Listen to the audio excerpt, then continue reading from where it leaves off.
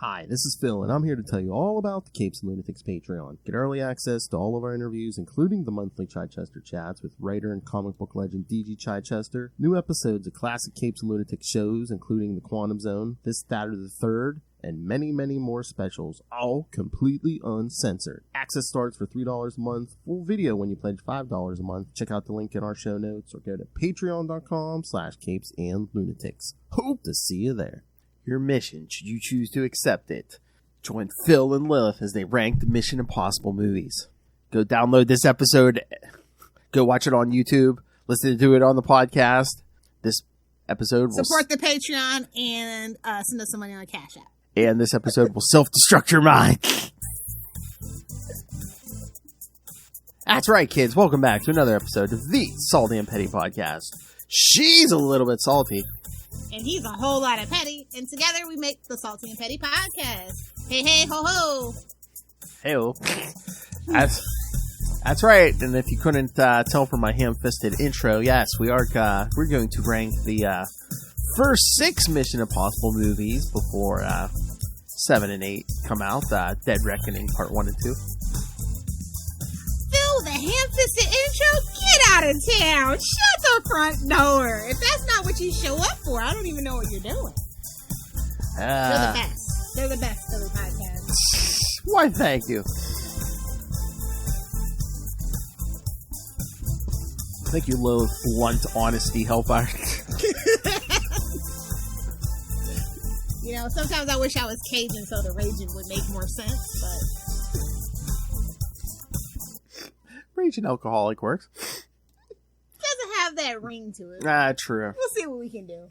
All right, so yes, like I said, we're going to rank the Mission Impossible movies. Okay, I didn't tell you this before, but before we planned this, I had only seen the first 3. So those aren't even the best ones. I know. So since we planned this, I binged them all. I watched the first 3 again, and then I watched 4, 5, and 6. So I'm good. You could have done the extra credit and watched the TV show. I don't even remember the TV show. Yeah, it's like from the 60s, like right. Yeah. I don't. Yeah. I don't know if I've ever watched. I was just joking. I know. I don't. It's totally cheesy. I got the details, like, you know, the message will self-destruct and stuff, but I don't know if I've ever really watched the TV show.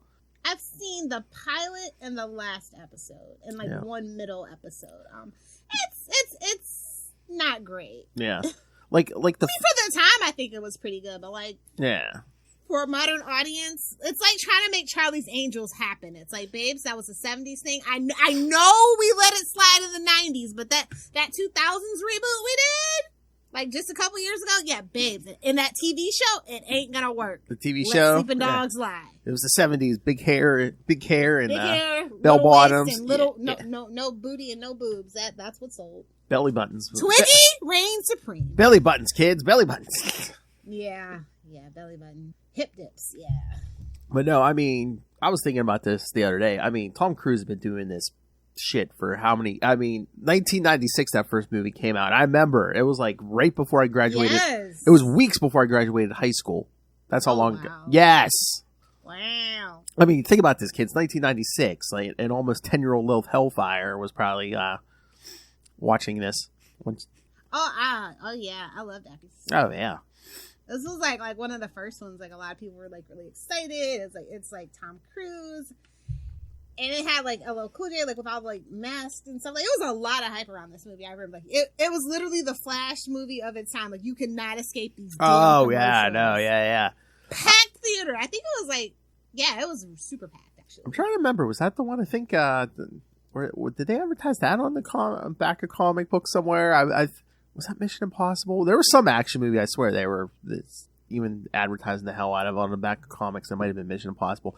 But I just remember all those TV commercials with him just like dangling on above the floor and everything. Yeah. So, okay. So like the first 3 are okay, serviceable. But the series literally doesn't get good. And honestly, you can skip the first 3 in my personal opinion. Doesn't get good until 4. Now, do you know why it doesn't get good until 4? Tell me. Tom Cruise becomes the executive producer, pretty much buys all the rights, puts his TC Productions into it, and that's when he can start doing his own stunts. He can start doing all these like crazy things. He's like actually putting more of his own personal money into it, And like he just says this is his flagship series. This is what he wants to do. Like this is his thing, and he just goes all out for it. And he had more creative control. He got to bring in some of his friends. Like Brian De Palma's cool if you're doing Carlito's Way, but Mission Impossible, I don't think so. Yeah. John Woo, a good action director, but like it's not necessarily like a lot of kung fu. And then you have J.J. Abrams in the third movie with all the damn lens flares, and that just really didn't work out. But he's a good storyteller, so he keeps him around, and he does some story credits and like script doctoring and stuff to this day. Yeah, but like or at least through Fallout. I don't know if he did it on the next two. Yeah, but yeah. But like, so Brad Bird did 4 too, and Brad Bird was like on an unstoppable streak. Incredibles, a couple of other things. He was just on a streak at this well, like those specific time, like those first 3, like that time era, like the 90s, the 2000s. It's so 90s, it hurts. Well, yeah, well, too. I think a lot of action movies at that point, they weren't thinking who would be the best fit. It would be like, oh, who's the big name director at this point? Let's get that. One of the big name directors. Let's get them. Yeah, definitely heavy on when J.J. Abrams. Well, and apparently Tom Cruise is a huge Alias fan. So he just literally said, "Hey, bring me the guy that does Alias," and that's how J.J. got the job.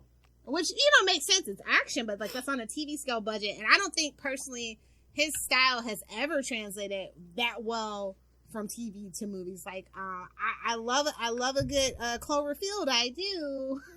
But that could have been a made for TV. That could have been a Sharknado is all I'm saying. Yeah. So, but yeah, like I said, he got really more involved and he just put his all into it. And this is one of those when you don't really realize that this is one of the gold mines for Paramount. It's like this in Star Trek basically. And let's not forget Yellowstone.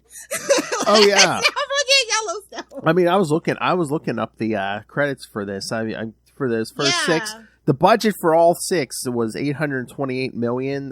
They made it's over like it's on what they made over three. They made over $3.5 billion. So yeah. It was kind of a rocky start though. Like, oh yeah. They like I said, 4 is when it gets good, and people were like, they took like a 5-year break, and they didn't know if they were going to bring it back. I think personally, that's why Tom Cruise had to put like his own production company into it and put more money because like they were kind of like. Like it was like 4 years. Okay, that's acceptable for an action movie. But then it got into the 6 years. And then it was like another 5 until Mission Impossible 4. So. Well, I mean, between 5 and 6, except for between 5 and 6, where there was 3 years. Every other one, it's been 4 to 5 years between each movie. So yeah, because they were hemming and hawing every time. Yeah, I guess he just didn't like it. So they've come out in more quicker succession, with the exception between 2018 and 2023 because of the pandemic. Yeah. Yeah. So that he would prefer to do them a little bit more, but like with all the action scenes, they do need a little more post production.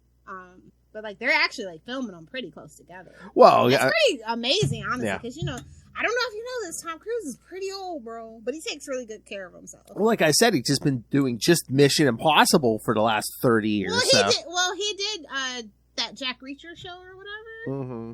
Which is kind of in the same vein. It really didn't work out. What was it, Jack Reacher? Yeah, it was Jack Reacher because he was way too short to be Jack Reacher. I remember I was upset about that. If you read the books, totally didn't fit the description. Like for me, Tom Cruise is not like a physically intimidating guy. He's like he's like 2 inches taller than me. So that's not saying much, kids. Yeah, I'm 5'3". No, allegedly he's 5'10". I'm pretty sure he's like 5'7.5". I'm pretty sure. No, he does good in these movies because it's about like it's about cunning, right? It's not necessarily physicality like say a Bond, right? Yeah, no. I mean, he's got the good-looking, charming Bond thing down, but yeah, no, he's not like a huge guy. Yeah, so like he carved out himself out a little niche, and he ain't gonna let it go till he's dead. Yeah, and then of course, I mean, Dead Reckoning. I'm assuming they filmed that thing all together because. Yeah, because it's going to come out next year. Yeah, part 2's coming out next year. It's in post-production, right? I think. I'm not sure, but yeah. Yeah, it's like literally June 2024 is like the projected date. So. Yeah, it's like July this year and then June next year. July, yeah, so a little less than a year. Yep. But maybe it's just because I watched all these together, but I'm almost like, 5 and 6 almost could have been like one movie or a part 1 and a part 2 almost. Kind of, because it is like it's basically like the fallout. Yeah, well, the preview. Yeah, I mean, literally, that's the title from Rogue Nation, and so yeah. But the thing about those were jam packed. Oh yeah. So much. Like like did you take a day in between, or did you like watch 2 back to back? How did you like do your little thing? No. I pretty much I mean, the first 3 I kind of watched pretty much back to back because I had seen them before, but like 4, 5, and 6 I kind of gave myself like a day in between, just Yeah. Because the action is just, I'm that's the one thing I can't even be mad at Tom Cruise about. The action. It just literally is so good. It just, I mean, like, you think Christopher Nolan's cool because he set off a nuclear explosion, right? A real nuclear explosion, basically. Well, Tom Cruise does that too, and he does all his own stunts, including, and I feel so bad for the camera guy. Like, the camera guy has to do what he does. He's walking on. I mean, he probably has a little more safety protocol, but strap him to the plane. He's jumping out of the plane too. Like duct tape him to the plane. Realize that you're like, holy crap. Mm-hmm. So yeah, I mean, I'm not the biggest Tom Cruise fan, but I think this is like one of those franchises that you think is dead, and then boom, they come back and they make a pretty good movie. Like, is the plot crazy? Yes, but if you know anything about the old TV show, I mean, it's it's supposed to be over the top. Yeah, you have to. It's suspension of disbelief. So if you can just like, you don't even have to turn your brain off. Like, the plot is pretty decent. It's just fun, fast paced, popcorn flick. Like, if I want to see a movie with deep meaning, I'll go see a Nolan film. I mean, this is my favorite out of all of anything Tom Cruise has done is the Mission Impossible stuff. Yeah. I mean, for me, it's probably Cocktails and Top Gun, but I'm just like an 80s rom-com kind of girl. Yeah. So, but no, I mean, out of action, like, I mean, now he really has to step it up with the John Wick franchise. I think he kind of like realized that, and that's probably why they shot it closer together, because John Wick came out pretty. That's why he has to drive Succession too. That's why he has to drive a motorcycle off a cliff. Well, it's not like that's not something he hasn't done before. So. I know. But yeah, so it's kind of like really fun to see how he's gonna like compete with that, because Keanu is a household name, just same as him, who made his bones on action rom-coms too. So that's a really cool comparison to see how that affects one franchise versus the other. So are both parts of Dead Reckoning? Is that going to be the end? Hell no. Okay, I thought I saw something. I thought it said it was like going to be the bookend or whatever, but I'm just like, okay, whatever. He's not. I told you, you're gonna have to pry this out of his code. Now, is it the end of Ethan Hunt? Maybe, and he gets a younger guy in there and reboots the franchise. Maybe I could see that. Yeah. Maybe this might be his like last like full fledged in front of the camera. I think maybe he might take it behind the camera, but he's not letting the series go. And like I said, it is at Paramount. They might even want him to do a updated TV show. So if they don't do movies, it's easier to do a TV show, right? Mm-hmm. So. Oh, that wife was pregnant. Oh, where are they going to reveal that? His son comes in. Oh. We do a huge leap in time. At the end, oh, Ving Rhames starts training the kid. Exactly. And like, bless Ving Rhames, man. He's holding on to this franchise. I know. Poor man. How old is Ving Rhames? Like, you can tell he's gotta be 60 something. He's not doing any running, really a lot of running or anything, but he's hanging on, Talk about prying the... Yeah, he's like the, he's 64. We got 5 years. Talk about prying it from his cold dead hand, I mean, yeah, he's the comedy relief. He's basically the Charlie of Charlie's Angels, at this point. And then once Simon, good for him, though. And once Simon Pegg jumped on, he ain't leaving either. Oh yeah, I love Simon Pegg as an addition. Yeah, that was kind of a JJ suggestion from his stuff with Star Trek. So. Oh yeah. And like he's like I said, we need a little more comedy relief. Like it can't just be action piece to action piece. So I love Simon Pegg, so I think it's pretty cool. Yeah. And I have to admit, for Fallout, he really didn't shine with me as Superman, but Henry Cavill was a villain. I was like, okay, I thought he did great as a villain. It was better than Man from U.N.C.L.E., I'll tell you that. I'm like, I guess keeping the mustache. That movie was garbage, and so I was very hesitant to have him come into this series, but... It happened with Justice League, but I guess... But he's like actually, like, the physicality, like, he would make a better Ethan Hunt. Oh, yeah. So... But no, like, I think he's kind of tired of action and he wants to move on to something else. Cavill, that is. Well, they bed rest. Well, spoilers, he ain't coming back in this anyway, so. Yeah. Well, you never know. Well, I guess, but... Tom Cruise definitely doesn't want to be upstaged. I mean, Henry Cavill's like all of 6'3", got the chisel jaw, and he's British. Yeah, ain't no way in hell. Well, no way in hell. Well, you'd really have to rate your way around that what happened.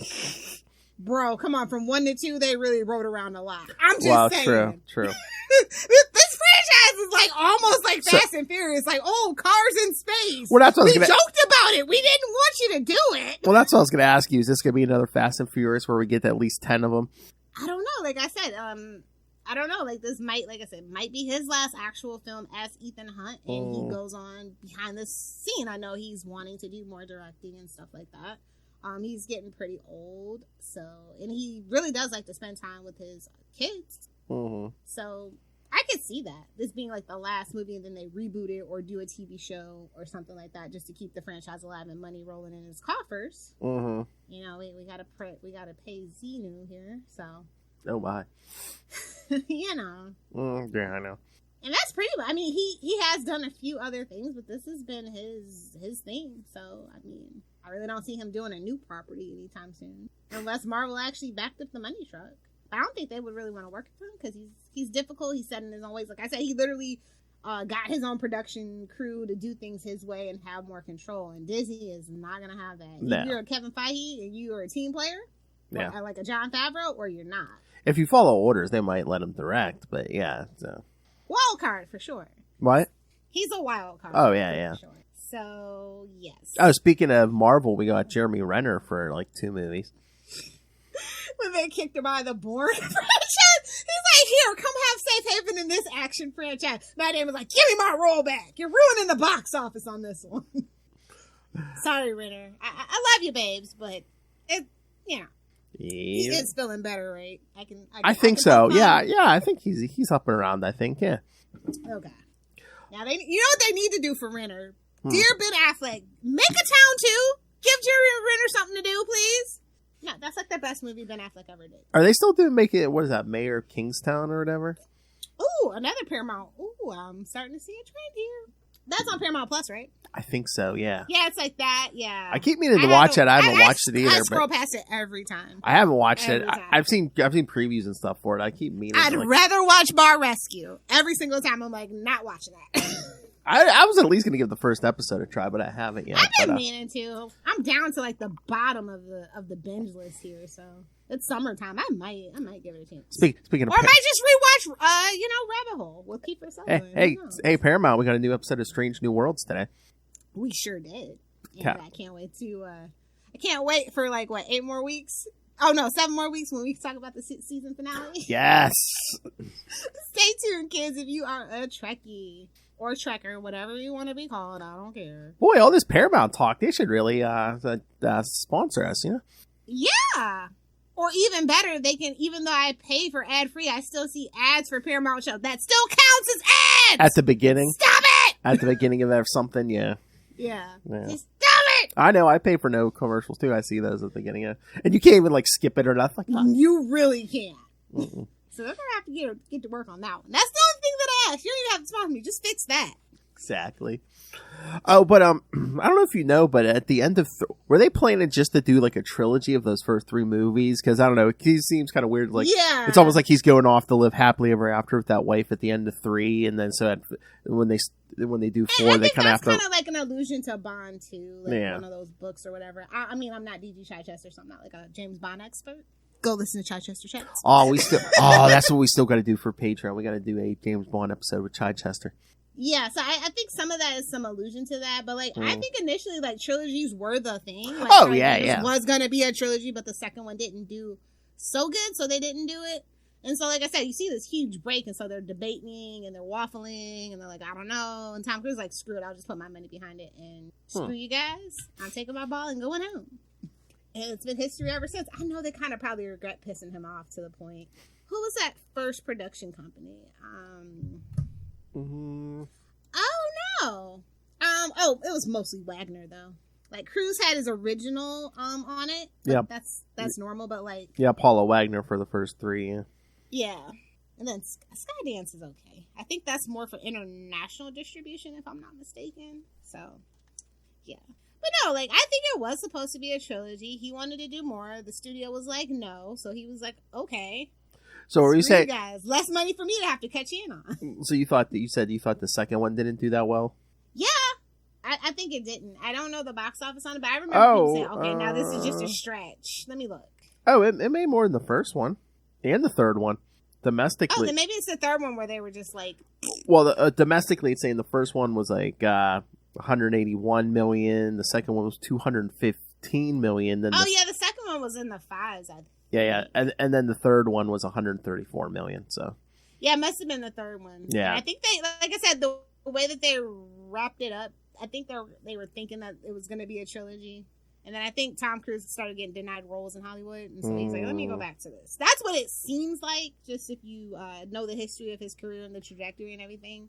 Yeah, so I mean, that's what it kind of seems like. I mean, three looks like it was the earned the least out of all six. So yeah, it's my least favorite. It's definitely number 6 right now.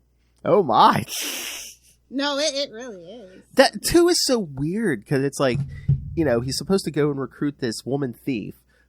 They sleep with each other like 5 minutes after they meet, and then all of a sudden he's like madly in love. It's like, oh my god. Well, that sounds about right. My name is Jane Doe for this episode, by the way. Shout out to South Park. Yeah, but I was gonna say it's not love, it's lust. And he's a spy too, so yeah, it is a little weird. Yeah. I was just waiting for that the whole thing to be like a reveal. They're like, no. But no. But I mean, who was that? Who, the woman in 2? Yeah, I want to say it was Michelle. No, was it Thandie Newton or whatever? Thandie Newton. Yeah. Yeah, I can get behind it. Hey-o. Oh, and then that I know why I like 2. It's that Anthony Hopkins cameo. Yeah. I was hoping they would do something more with that. But I know that's just like he just like shows up for 2 and that's it. Like we never see him again, I guess right? It's because like Ian McKellen turned it down, so they're like, oh, who else can we get? I know, but it's like he doesn't show up in any other movie. It's like, okay, that's weird. I think 2 did so well because this because isn't that the one where they open with the climbing scene, and that was in all the promos. Yeah, and they were making a big deal that he did his own son's climbing that mountain. Yeah, yeah. I mean, it's epic. It's cinematic. It's beautiful. It's like it's just like, you know, I'm just trying to relax. I'm not working. That's just like your job in 2023. They'll call you at Sunday on 4 p.m. These jobs have no freaking decency anymore. That scene really resonated with me in my rewatch. Hold on. I gotta look this up. I gotta look up this track list because, I remembered the soundtrack. Of course, the movie was the year 2000. So yes, in the year 2000, the soundtrack is so 2000s. It's like, okay, here we go. Limp Bizkit, Butthole Surfers, nice. Foo Fighters. You know what? Come on, yeah, we need to have them on. Kid Rock. Who? Butthole Surfers. Are they dead? I don't know. I thought you were gonna say Foo Fighters. I'm like, yeah, my favorite band. Let's go. Oh, Uncle Cracker's on this one, isn't he? And Rob Zombie, that's this one, isn't it? I think so. What yeah. you looking at Uncle Cracker? I remember that song. Again, the year 2000. Oh, Metallica's on here too, though. That's weird. Yeah. Metallica doesn't play nicely with certain things. Yeah, it's very heavy metal, new metal kind of soundtrack. So, because it's 2000s, that's what was what. You know? Exactly, yeah. And I think they wanted they wanted it to sound different than the first one. Wait, Limp Bizkit was the like, it's basically like the, you know, like how James Bond always has like the lead song or whatever. That was the song. Yeah. Take a Look Around, right? Am I tripping? Is that the one? Yeah, no, no. Yeah, that's it. Oh, and Buck Cherry has a good one on this one too, right? I think it's Alone. Yep. Yeah. Yep. Yeah. Yeah, no, I mean, if that's your thing, this is like a time capsule. That's the one thing about movies from like the late 90s, early 2000s. It is a time capsule, and it will send you into waves of nostalgia instantly from the moment you push play. Kid Rock, Chris Cornell, Godsmack. Oh, wow. Yeah, great soundtrack. The other one's not so good. Not gonna lie, love theme. Oh, that's what we need to do. I know you're gonna be listening to this, Noel Tate. You know what we should do? We should have Noel on to talk like 90s and 2000s soundtracks. Oh, we've been threatening it. I mean, we kind of dipped our toe into we kind of and stuff. So yeah, totally. You know, I love music. So do you want? Wait a minute. The illegal online availability of a demo of the song "I Disappear" prior to the release of the soundtrack led to the 2000 U.S. District Court case Metallica vs. Napster Inc. Yeah, that's what I mean. I'm like, oh, that makes sense. Yes. I wish I hadn't deleted my Napster account. That would have been a treasure trove. So Mission Impossible 2 soundtrack led to that, kids. I mean, that just made piracy at an all-time high because, man, you make way too much money to be acting like that. Like South Park said, oh, you can't get a G5? Oh. You gotta fly around in a G4? Oh. It's like when CEOs of billion-dollar companies say they can't afford, the company has to do cutbacks and, layoffs. Like, and stuff. On your salary. Yeah. On your freaking multi-billion-dollar bonus. How about that? Exactly. Well, I better shut up just in case. CEO of my company just got a bonus. Let me shut the hell up. I'm not talking about you. You work hard. You work hard, sir. But yeah, it was Sandy Newton. The second one. You know who else I really liked from Ghost Protocol? Paula Patton. Yeah. Robin Thicke, you blew a bag, sir. I know, man. I mean, she's a good actress. I mean, she's very good looking, easy on the eyes. I mean, yeah. Sometimes people just grow apart. You're an idiot. That's his fault. Robin Thicke. Yeah. But much like Stephen Colbert, I do not make fun of late night TV host children. No, Colbert joke. Because, in the thick of it, he had a late night TV with his father. Yeah. Canadian treasure that man was. Alan Thicke. Canadian treasure. Hey man, he had to deal with Kirk Cameron for how many seasons? Exactly. I mean, no, like seriously. Oh, I know. He found God, and he had that girl that was his girlfriend on the TV show because she was a Playboy. Oh yeah, she appeared in Playboy. Yeah, and he got her fired. Yeah. Family can suck it. I wanted to love Fuller House because I rocks with Stephanie. That's my girl from way back when, but I just couldn't do it. I know. Oh yeah. Oh, that's what we got to do. We got to do an episode on the Cameron family because supposedly Kirk Cameron had notes for Growing Pains writers and stuff after he found God and everything, and basically his character would do this. Or wouldn't do this. Behind the drama, Growing Pains, first in the series. I'm down for it. It's not an open secret, and the way he treated Tracy Gold, he practically gave her an eating disorder. Yeah.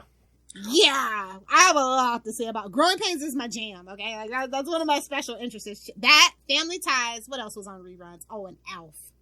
Alf. The family. Oh my god. Melmac, baby. Oh my god. We should do that episode in honor of Charlie. Actually. What? The Elf? The Elf episode. Yeah. Oh, we might be able to get Justin because I know we were just talking about Elf not too long ago because we were talking about the comic. Well, yeah, well... The crossover? Well, yeah, that's just the annual for the Evolutionary War, yeah. Yeah. We're like, I can't believe, because even, Will's like, he's going to do that annual. I can't believe that crossed over with a giant Marvel event. One thing about Marvel, they'll do anything strange for a little bit of change. Hey, man, it was 1988, man. They're just anything went. Yeah, throw it in. The 90s might have been wild, but the 80s, everybody loved cocaine, okay? Hey, man, 1988, man, Elf was ruling, Elf was Baby Yoda, kids. I mean, Grogu at that point. Yeah, dolls. Babe, such an alien that eats cats. Had a doll. I love it. Had dolls, had all kinds of merch, had his own comic. I think I still have my Elf doll somewhere. Oh, I don't think I do. No, I had one. I had one. I had to have one. I had that in the cat. I think I got that the same year I got my Cabbage Patch. Oh, really? Yeah. And my Teddy Ruxpin, too. It was a good Christmas. Oh, my. Anyway, that's right. We're 30 minutes in, Phil. We've been doing random nonsense. You want to rank them? I mean, yeah, I don't care. It's up to you. I don't care. I can shoot the shit with you all day. No. I know. Yeah, no, go ahead. You rank them, and I'll tell you how right or wrong you are. All right, go ahead. Okay, no, like I said, number 6 is definitely Mission Impossible 3. Yeah. Lens flares abound with J.J. Abrams. Yeah. I always knew this was going to be a flop. I gave it a chance, though. I gave it a chance. And it's so sad because it's Philip Seymour Hoffman. Oh, yeah. You know what? I don't know why. Every time I think about that, I think about the Bond scene in the chair where he's hitting him in the grundle. You know what I mean? Yeah, I get it. I don't know why, but when I see him, I just think of that scene, and I don't know why. It's weird. I'm gonna hurt her. I'm gonna hurt her bad. I don't know. Just I don't know. I mean, he delivered it. I guess he delivered it well, but I don't know. Just that whole monologue just like sticks out to me for some reason. Like, bro, I think that is the most villain monologue I have ever heard. Oh, a villain yeah. monologue. Oh like, yeah. He should have been literally in the corner twirling his mustache. Like, that was like some hardcore villain 101, intro to villainy type stuff. It felt like the character was twirling something and not a mustache, you know? He was twirling that bag of rocks that hit him in the grundle.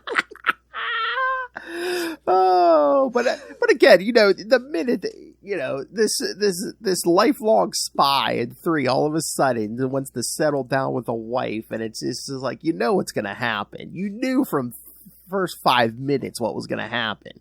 Yeah, we're not handing the torch over to anybody, so it's kind of like, you know, Austin Powers. It's like, oh, she was a fembot the whole time. I mean, by the end of 3, I was surprised. It's like, oh, she's not dead, and he didn't leave her. You know, I was like, okay, that kind of surprised me. But then it's like you do a 4. It's like, they're gonna have to do some writing here. Yeah, listen. Mission Impossible. They love a retool. They really do. I mean, at least they didn't turn into the skid. Like, if you don't mention it, I won't mention it gladly. Although they did bring, I mean, I must credit them. They actually did write it in at the end of Ghost Protocol about the wife. You know, they didn't just ignore it. So that is true. Oh, again, if I get them mixed up, like 4, 5, and 6, I'm sorry, because again, I watched them pretty close together. But Ghost Protocol, that's the one where he's like climbing up the building, right? Then was it Dubai? Yeah, I thought that. Did Tom Cruise do that stunt himself? Yeah, he actually did. Oh, jeez. I don't know that it was in Dubai, but yeah, he did it. I don't think they would let him do that. Yeah. So it might have been green screen. Let me double check, because he does mostly all his own stunts. I was gonna say maybe not Dubai, but I can see him hanging off somebody's building. Like he just does crazy stuff that I'm just like literally. He did. They let him. Let him. The Burj Khalifa in Dubai. They actually let him do it. Hey, man. Wow. Hey. That's some pull. Money and Scientology speaks, my friend. Oh, I know, but like still, that's like Beyonce couldn't even dance, and he's climbing the Burj Khalifa. Wow. He's a very rich white man. Oh, you're right. My bad. You're right. Especially over there, he's a man. Touche, sir. Yes. Okay, but she's Beyonce. Yes. I'm just saying. Yes, but over there, she's a woman. He's a man. Still. But... people were passing all this shit Michael Jackson. It was crazy. Not that I saw the illegal footage or anything. I just heard about it. A friend told me. Tom Cruise probably. Don't sue me, Beyonce. Tom Cruise probably spent the money and built like half of a new city for them. So half of a new island. Touche, good sir. Exactly. So, which one is your least favorite movie? Yeah, I gotta agree with you. I think it's gotta be 3. Okay. Like I said, it was the most predictable to me. Mm-hmm. And it seemed like it kind of lacked a little bit of action in comparison to the first 2 that came before everything that came after it for some odd reason. Like I said, I think they definitely thought this was going to be a trilogy because it was very subdued. Yeah. And I don't really remember like a lot of commercials for it. Like some of these like Mission Impossible, like I said, you couldn't escape it. Mission Impossible 2 had some good ads that I remember in my head when I think of this movie. Not so much for Mission Impossible 3, but it was 2006 too, so. Yeah, I was going to say, I was trying to remember, you know, maybe what was out at that point. It was May 5th, 2006. What did we have at that point? No, I was going to say, no, not Spider-Man 3 was 2007, right? Yeah. Hold on. I'm looking. So we had Mission Impossible 3, Down in the Valley, and American Haunt. Oh, we were on the haunting craze, right? Right. We also had like a lot of like think pieces like The Promise and a couple of other things. Yeah, but a lot of this should have been huge. Like, Keeping Up with the Steins. Was this? No, Inconvenient Truth was 2006.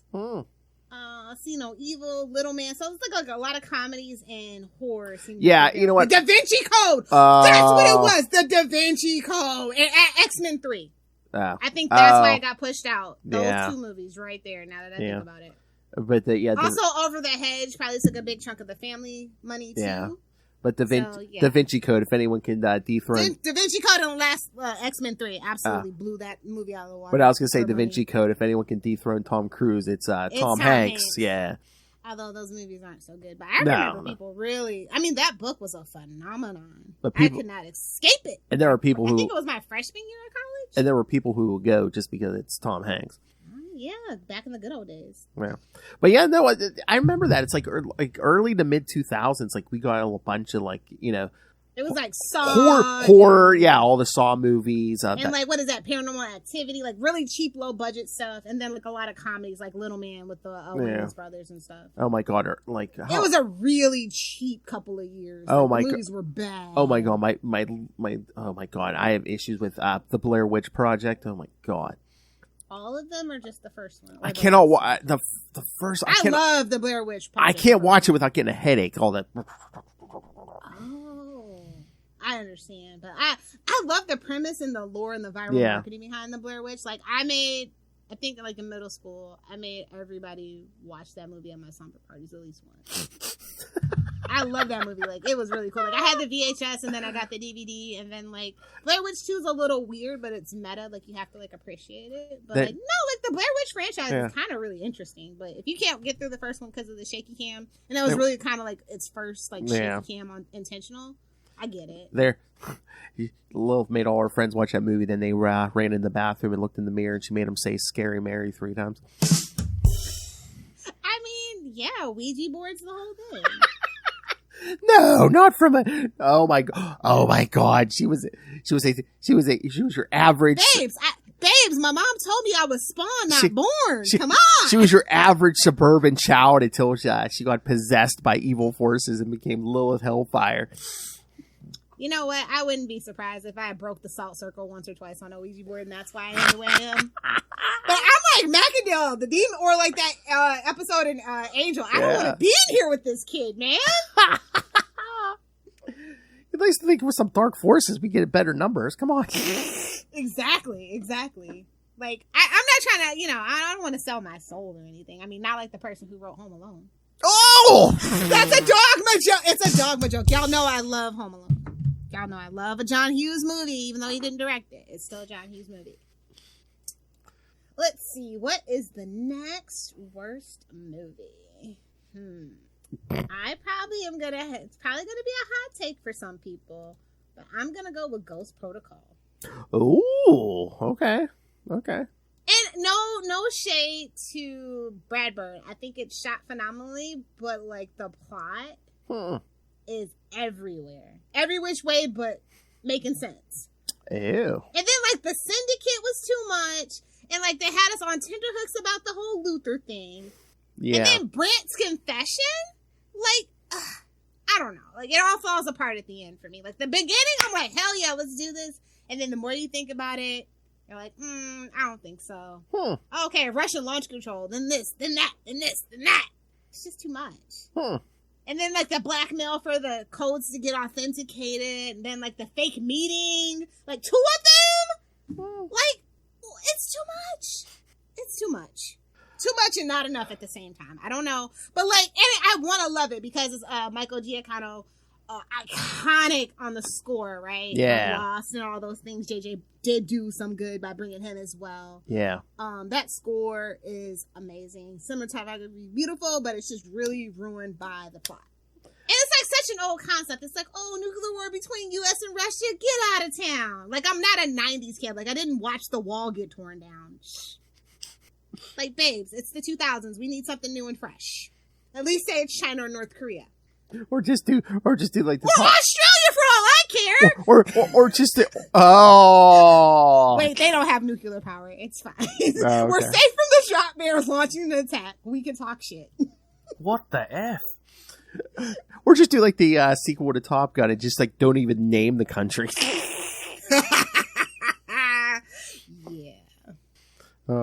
We could do the Top Gun movies one day because and I know Luke and I went to see the sequel. One day we should really just rank all the Tom Cruise movies. Oh, now that would be fun. Ooh, yeah. I have a lot of, like I said, I'm an 80s girl. Like I love an 80s rom-com, and Tom Cruise was the king of that shit. Oh, that would be Interview with a Vampire too. Oh yeah. anything to talk about Interview with a Vampire. That, like, oh my God, making that movie was a shit show, but it was so, you just know, like, if you just Google it, like, the behind the scenes drama and problems and Brad Pitt never wanting to take a bath, like, oh, so good, so juicy. Oh my. Yeah, we should, if we don't do all the Tom Cruise movies, we can definitely do, well, is the Interview with a Vampire almost back on AMC?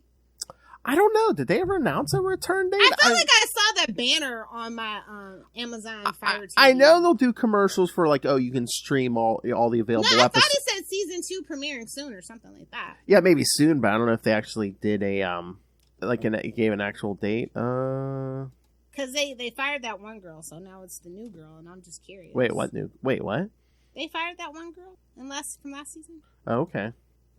Here, wait. Once it's published. Oh, okay. This was June 9th. Okay. Yeah. Interview with the Vampire has been officially renewed for a second season, but it will be a while until fans get to see their favorite vampires return. Oh, maybe that was the announcement. Season 2. There will be a season 2. Yeah, kind of like how Amazon does. Like, no, we promise. We promise the boys will be back. We promise. Invincible season 2 is coming. We promise. It is one of those. AMC don't got much. Season 2. They got The Walking Dead, and that's about it. The season 2 is only expected to arrive sometime in early to mid 2024. So. No, that's probably gonna get pushed back to 2025 because of the writer's strike. That's what I was gonna say. Writer's strike, maybe. Well, I mean, this article was for from the beginning of the month. So yeah, unless they're factoring that in. Well, the writer's strike's still on, right? Yeah, as far as I know. Yeah, I haven't heard anything. Yeah, they haven't. Yeah, I haven't heard that they. So at the earliest, early to mid 2024, kids, for Interview with Vampires, and probably Mayfair will probably do the same thing, right? Yeah. Well, we got plenty of time. We can do a lot of vampire content. We might even do another Angel episode. We can do a couple. I don't care. I don't want to give Joss Whedon the satisfaction. No, that's an unfortunate thing. It's just so unfortunate. We could do some Angel. They had the comics. He still gets paid from it. Oh man, those comics, the Buffy and Angel Universe comics at Dark Horse. And that's all Dark Horse has at this time. Like, I love you, Dark Horse, but you need to do better. Like, that's all they have, and it's not that. Oh my! It's been really bad since like the Boy Slayer that was the twin. Like, I hated that, and it's been downhill ever since. And that was like 2012. They didn't do any like novels or anything for Mission Impossible, did they? No, it's not. Let me check. I don't remember Titan might have been on it. Titan or because Brown Book Company. I was gonna say in the 90s or early 2000s, I would have been all over that. I think if they would have had any, I never heard of any. So I think just the novelization, maybe. Yeah, probably nothing like original. Probably. Well, you really should read the novelizations because it's based. Sometimes it's based on early screenplay scripts and stuff. Oh yeah. Oh wait, no, there are. I don't know if this is based on the book though, or if it's based on the TV show or something. But I see at least 3. Oh, okay. Oh, yeah. Okay, they also have like some tie-in stuff, like the dossier. Yeah. Oh, they have a shooting diary for Ghost Protocol. Gee, thanks. Speaking of that, what did you feel about Alec Baldwin's portrayal in the last 2 movies? Baby, Alec Baldwin. One thing about Alec Baldwin, he's gonna Alec Baldwin his ass off in a movie. All I can see is like him just yelling at Miss Lemon. Like I can't. 30 Rock just ruined Alec Baldwin for me, babes. Your Impossible Mission Force. So like rewatching this, I'm just like all I see is that just 30 Rock. But yeah, I mean that goes way back to like what The Shadow or whatever the hell that movie was. Like Alec Baldwin is gonna Alec Baldwin. It's kind of like Babes. It's Billy Zane. Everything he does is weird, you know. Or just keep it to some of my favorite actors. Christopher Walken's gonna Walken, baby.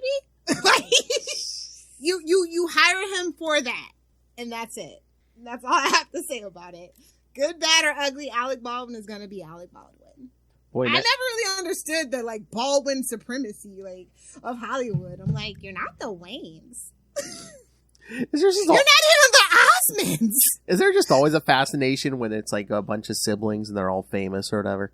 And let's be real. Let's go back to that Family Guy joke. They are all sucking off the tea to Alec Baldwin, including you, Steven. Including you. And Billy. Worst of all, Billy. There, I said it. It needed to be said. That's why the Canadians bombed them. No, I mean, free Bieber, by the way. Free him from that contractual marriage, please. I thought you said something else for a second. Okay. And I'm not one to stand up for Bieber, but clearly he married that girl for papers. Because remember, he's Canadian. His beady eyes. Selena Gomez said no, and all of a sudden he's married to Haley Baldwin, and they needed money. I'm just saying. Yeah, look at I'm just giving you a little taste of Hollywood conspiracy theories with Lilith Hellfire. Stay tuned to the Patreon. His beady eyes and flapping head. Oh, definitely. All right, this might be a little controversial.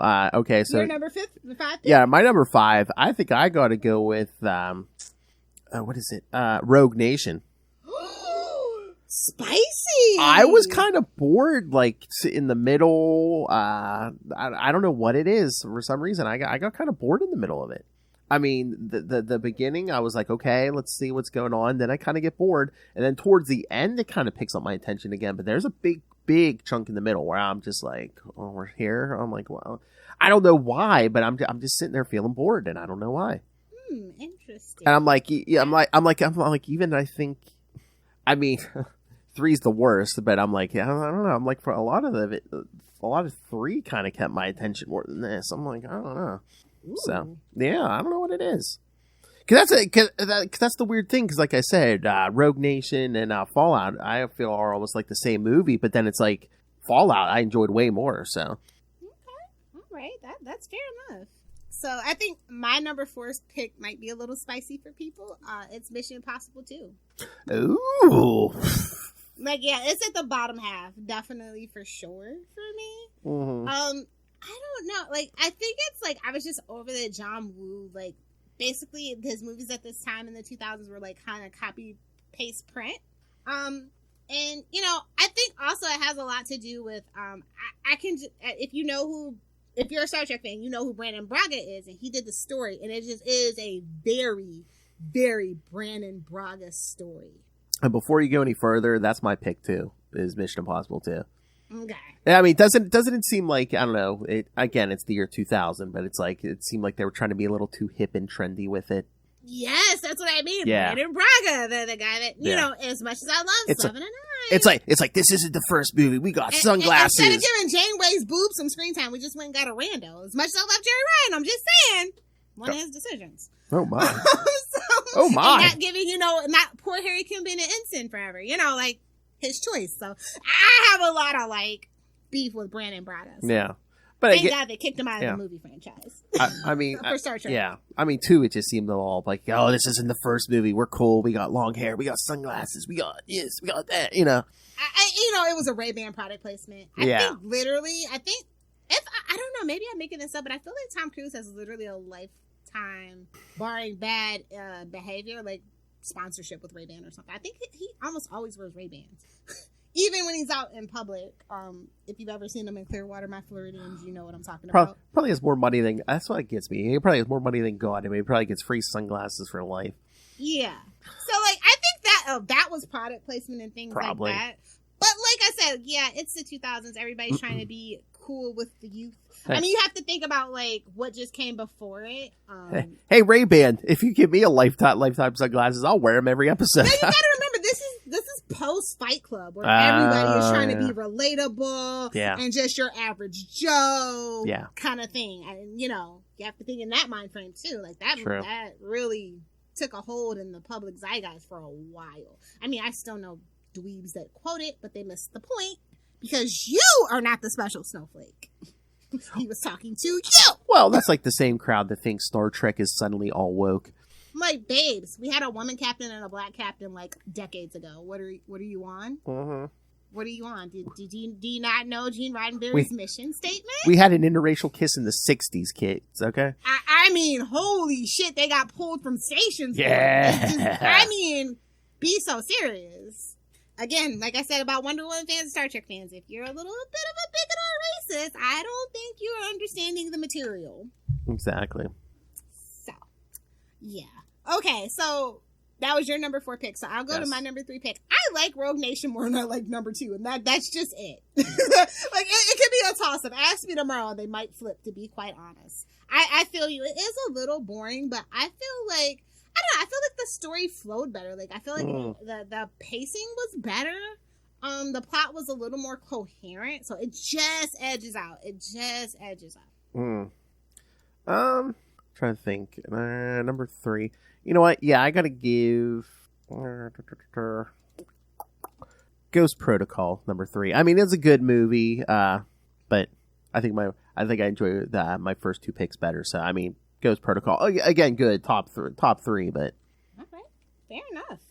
So number 2 is actually the first Mission Impossible. Wait, okay, I was gonna say, if you say number 2, I know what your number 1. Then we know what your number 1's gonna be. Yeah, and we can definitely get into it because it's the most recent, but it's also the best. But yeah, I think the original Mission Impossible really set the tone for the franchise, and that you still see like the little hints and glints of that original kind of like mission statement, as it were. Oh yeah.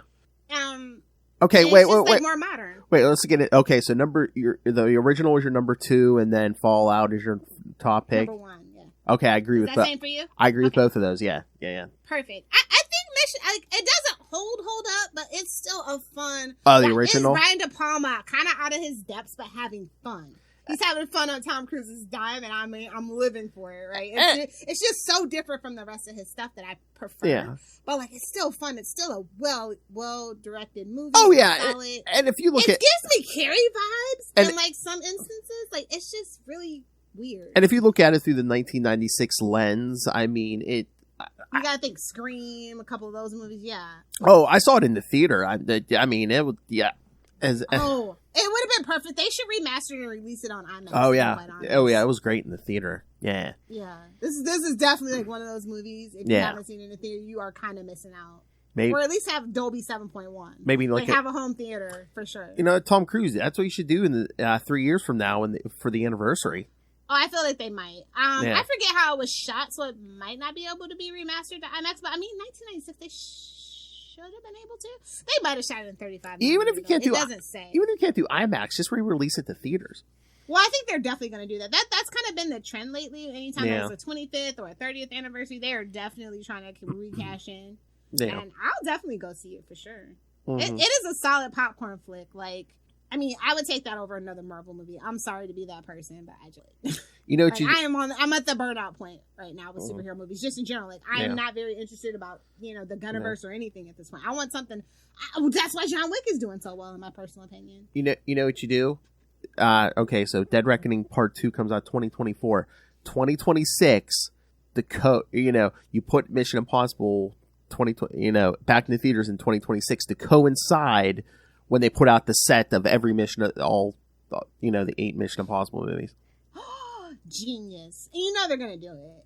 Yeah. Some rogue, see what I did there? Some rogue theater's going to do it. Those crazy sons of bitches are going to have a marathon. Especially if that's if that's Tom Cruise's last, it'll be like, the 8 movie Tom Cruise Mission Impossible collection. 8 movies is so much. Like, wow.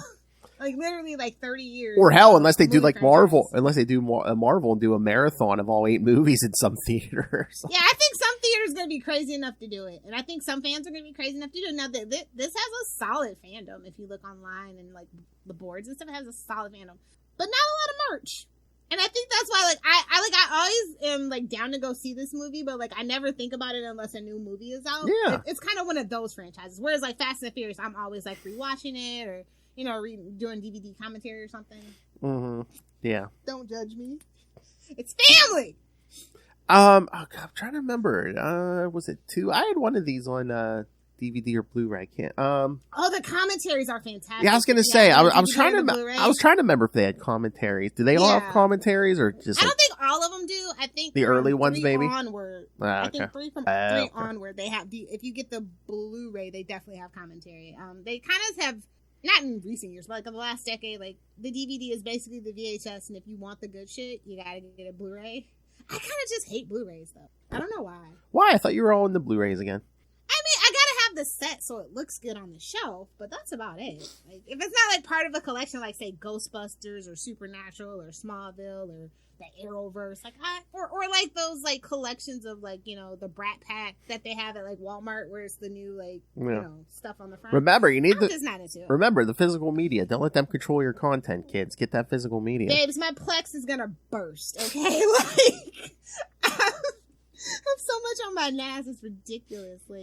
music videos, TV shows, movies. Like, I actually need to go through and say, oh my god, I think I have to finally take that Justice League from the 90s TV show pilot off of it, the Wonder Woman pilot. I have to make room. Something's got to go, and I think it's everything that's terrible's got to go. I'll go put it on something else, but it doesn't need to be on my Plex.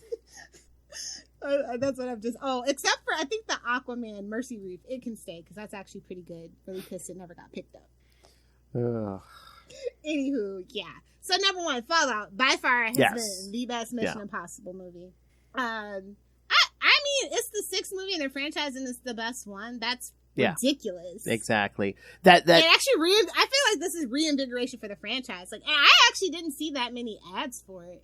I mean, I guess because the Flash took all the space, but it's still not July yet. So I think the 4th of July weekend. Oh, for Dead Reckoning, yeah. You know what? The last couple of weeks, we've been seeing a bunch of movies. Spider-Verse, Across the Spider-Verse, Transformers, The Flash. I think I saw the trailer in every one of those. So, like, if you were at the movies, I think... You know me. I literally time it so I do not have to watch ads. Oh, really? I get my seats first. Yeah. You buy the ticket and you show up. I literally, I get mad if I catch the tail end of an ad now, because, unless it's that, let's all go to the movies and have ourselves a snack. I don't want it. I don't want to see the ads, but I want to see the trailers. I'll watch my YouTube. That's what YouTube's for. Yeah. But if I want to see an ad, I'll see an ad. But I was going to say, for the last month or so, I think, it might have even been for Guardians of the Galaxy. Yeah, every movie. I mean, I haven't seen a lot on TV commercials. That's where they put the budget. Yeah, I haven't seen a lot of TV commercials, but in the theaters, they've been playing the trailer for in front of all the movies. So. Yeah, the trailer I think I saw the teaser trailer. I haven't seen the full trailer, but it looked good. I was just like, this is gonna go bananas. Oh, they've got another. And I think they are. They definitely has a bigger budget, I believe. So it might be some truth. But if that 8th movie does super well, they are not killing that franchise. Just like, Vin Diesel was like, oh no, Fast 10's gonna be the last one. But no, I changed mine. It's actually gonna be a 3-part movie, bro. Like, bro, just say you're making 13 fucking Fast and the Furious and get it over with, okay? I'm already pissed you brought The Rock back. Spoilers. I was gonna say, I don't know about 8. 13? Fuck, no, that is gonna break me, bro. Like, it's like 10 was fine. That's what you and freaking Paul Walker agreed on. He's gone. It's time to kill the franchise, but if you like Fast and Furious hate, be sure to tune into the Patreon. Oh, my. Maybe. Oh, my. I was going to say, I could see Tom Cruise going, no, we're doing 10. I think they might, if it does well, they might push for 10. That's a solid round number. And again, you have to be careful. And it could do another 2-parter. Exactly. It might, to really, reboot the franchise, maybe. I don't know. Yeah. Stay tuned for the Mission Impossible series on Paramount Plus. I mark my words. Or just a new movie series with the younger guy, you know? Yeah, with the spin-out series for sure. I can see them doing that. Yeah, I think this movie franchise is pretty solid. The numbers look good. It's still healthy. Like I said, I didn't ever think it would bounce back after the 3rd one. Like, the 4th one was a little rocky. But he stuck with it and pushed through, and look what we got. Like, it's really pushing the boundaries for action. I really like action movies. I think action movies don't get enough credit. Oh, yeah. I think it's just dumb popcorn flicks, but it's such an artistry and hard working stunt people and the camera crews and everything. It's just really super fascinating working on such a high paced movie like this. And and there is a suspension of disbelief, but the story has to make somewhat sense too. Yeah. Yeah.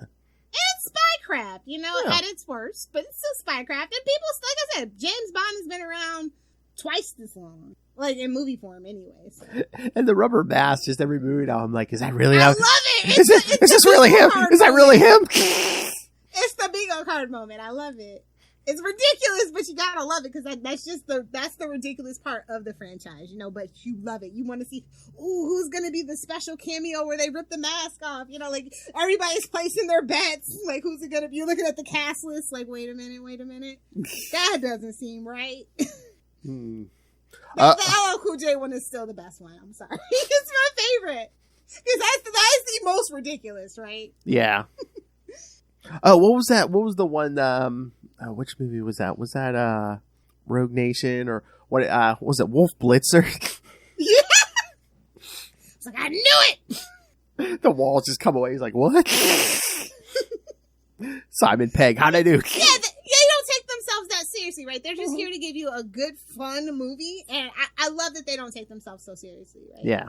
I think like a lot of movies need to kind of take that lesson personally. Mm-hmm. Like so many movies are so serious and dour and dreary. You know, it's like, you know, we get Superman killing somebody. It's like, okay, babes, we got to swing back the other way on the pendulum now, okay? Mm-hmm. And these last two movies, that what's her face? Rebecca, is that who he's with now in real life? Is that? Oh, I thought I saw something about a romantic. I mean, I don't know if it's still going on, but I thought him and Rebecca Ferguson. I thought so. Yeah, I mean, unless it's already over, but. Let me Google schmoogle. I did not hear that. But I've been out of the Tom Cruise relationship since Katie Holmes escaped. Her heroine escaped. Ah, Swedish. Yes, of course. One thing about Tom, he don't really mess with American girls. If you Nicole Kidman was Australian too. Yeah. Oh, really? Mm-hmm. I mean, I guess yeah. His first wife really put the kibosh on. I see that they were kind of messing around, and that's probably how she got the job. But, oh my! Yeah, it doesn't look like it. Okay, just enough to get a career, eh? Hey, I mean, if you can swing it. Hey-oh! Not even mad. Like, it's so hard getting into Hollywood when you're not a nepo baby. I'm not even mad at you, baby girl. It's intense on those sets. Well, I mean, of course it gets intense. I mean, my heart breaks for Jennifer Aniston every time I watch Mr. and Mrs. Smith. For Angelina Jolie only. Oh, yeah. So. Jennifer Aniston has to cry herself to sleep at night on those giant piles of cash. Oh, I mean, yeah, that too. Although, you know, her last relationship that I ever even thought about was that Justin Theroux, and he was just like a dirty Tom Cruise lookalike. Like, I was just like, babes, you're Jennifer Aniston. What the hell are you doing with this guy? This guy looks like a Colin Farrell clone gone wrong. Where are you? No offense to Justin Theroux. Just saying. I love you in The Leftovers, but let's just be real. When you squint, you're like, who is this guy? All right. Like a million different guys. I know Lilith won't get this, but maybe it's what was on the inside that counted, Lilith. Just because he's not a young himbo. It does not compute. Does not compute. Maybe you're right. Maybe, I mean, yeah, I never heard any. Well, actually, I did hear bad things about Justin Theroux, so let me shut up. I never heard. Well, no, I did. Lilith's like, yeah, I know. What's on the inside that counts? Inside his pants. Wallet. Oh. Babes, if you can't keep the Goldschlager coming, I don't want it. That's at Lilith Hellfire, man. Go to it. You need the money. I joke, I kid. I got my own money. You need the money. Gimme. Yeah, so big penis will be all that's required. Anyway. Oh my.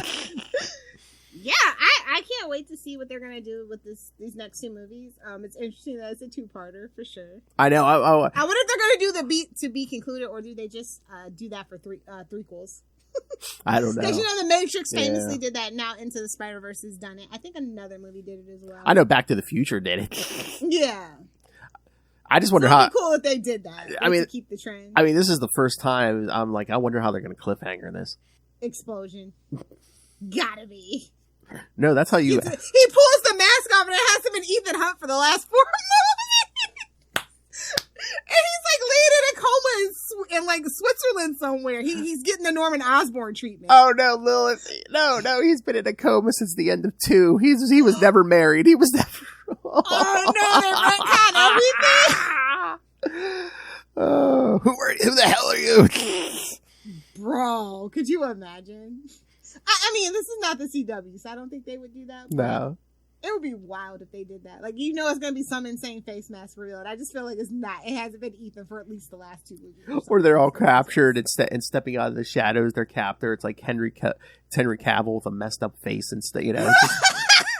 Don't give the. Well, it's already written. I was going to say, don't give the video. Yeah, we can do fun theories. It's already written, so that's fine. Yeah, I mean, it's probably already filmed.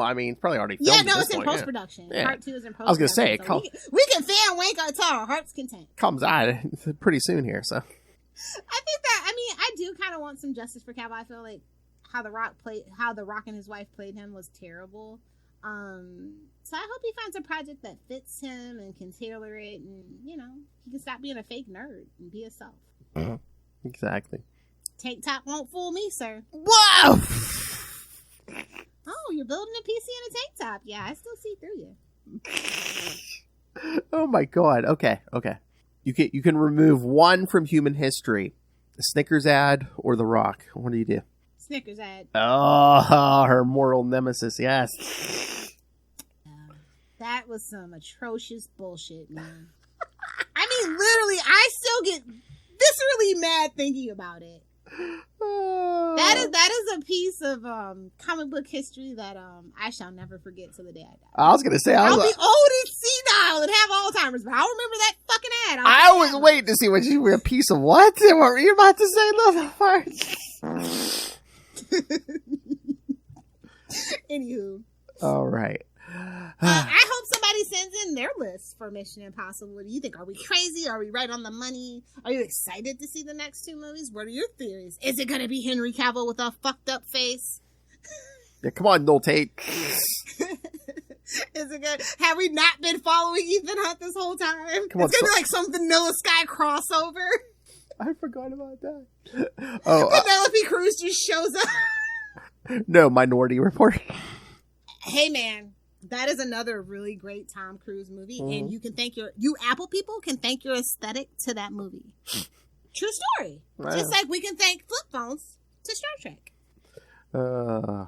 You're welcome. All right. Anything else? No, I think we have sufficiently shopped the shit and gave people our rankings and random nonsense like they always come for. So we can wrap it up. All right. And kids, next time, all right, you have homework this time. Yes. Next time we're going to talk obscure 90s TV shows. Oh, it's going to be crazy. Oh, place your bets on which ones we're going to talk about. If you are listening, send in your theories about what shows we are going to cover and what shows you think we should cover. Oh my god, are we going to become like the NFL? Like they're going to take odds in Vegas and people are just going to like bet on, what picks we're going to make every episode, and Because, I mean, some of mine are out there. Like, I'm still pretty sure some of this shit was a fever dream. I mean, I feel like I was like sick one day at school on cough medicine and it's all hazy type shit. Like, obscure. The 90s. I mean, literally, they would put anything on TV. I think it was the 2000s though, but Greg the Bunny, like, that's all I have to say. If you know, you know. All right. So yes, send us all your Mission Impossible thoughts, or send us your picks for obscure 90s TV shows. Again, we'll read all this crap even on future episodes. So email us, email saltyandpetty69. Yeah, right, boy. That's right, the branding. Lilith Hellfire's branding. saltyandpetty69@gmail.com. That's saltyandpetty69@gmail.com. Or call the voicemail 614-382-2737. That's 614-38-CAPES. Oh, that should have been the our logo for Salty and Petty. Just like you standing on an apple box in like a superhero costume and just like a 69 logo on your chest. Yes! We'll see what we can do. No boob window, spoilers. Both of us standing there, but you're standing on something, so you're as tall as me then. I mean, that's not hard to do, Tiny Tom Cruise Jr. What? Who, me? Yeah. How tall are you, Phil? Like 6 foot. All guys say they're 6 foot, so that means he's 5'10" and a half. Okay, 5'3". 5'3" and a quarter. I need my quarter, thank you. I don't know, man. She's wearing Jordans or something with a big thick heel or something. I may or may not wear lips like Tom Cruise. Tom Cruise secretly might be my short king hero. You'll never know, though, will you? All right, kids, and if you want to check out all the Capes and Lunatics episodes, social media, merchandise, our Patreon, where Lilith Hellfire may or may not be jumping up and down on a couch, find everything at tubespace.io/CapesandLunatics Podcast Network. That's tubespace.io/CapesandLunatics Podcast Network. Lilith Hellfire. Grandma's only on Facebook. Yeah, I was gonna say, if you want to make friends with your favorite internet granny, friend me on Facebook. I promise not to post crazy conspiracy theories from Fox News or The Drudge. You'll just see doggy pics and random obscure stuff like why Captain Sisko is the best Star Trek character. Either do the 6 or do the 9. And why Christopher Pike is the best captain ever. And coming soon, how to plan? You can buy plans from Lilith Hellfire to 3D print your own love doll. Yep, 2026, kids. That's what we're aiming for. I told you. It'll be like, oh, it's just drink your Ovaltine. A crummy commercial, son of a bitch. All right. That should be our no prize. We should buy like a whole bunch of decoder rings that just with a stupid message in it. Support Capes and Lunatics on page. No. You decode it and it's like one of the drops or something. Oh yeah. Are you gonna do it? Wait a minute. I see. Y O U. Oh no. Your mother's a whore.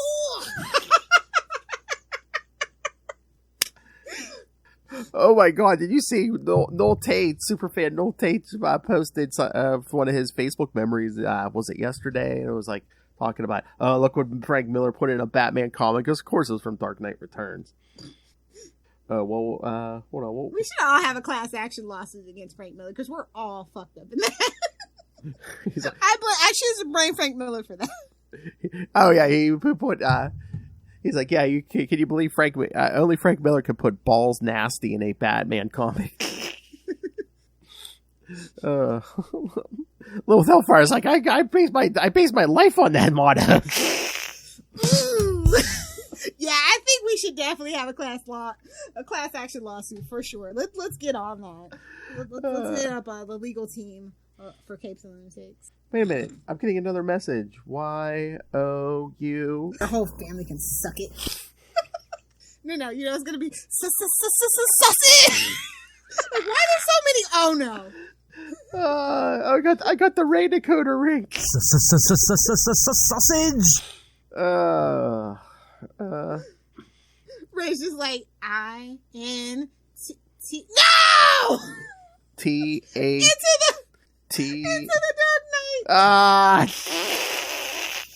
Sorry, Ray. You know I had to do it. We didn't do it this episode, so. Ray pays good money. B-A-T. Oh, son of a. Batman.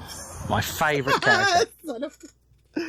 Oh, wait. I got one. T-H-E. The Hard Master.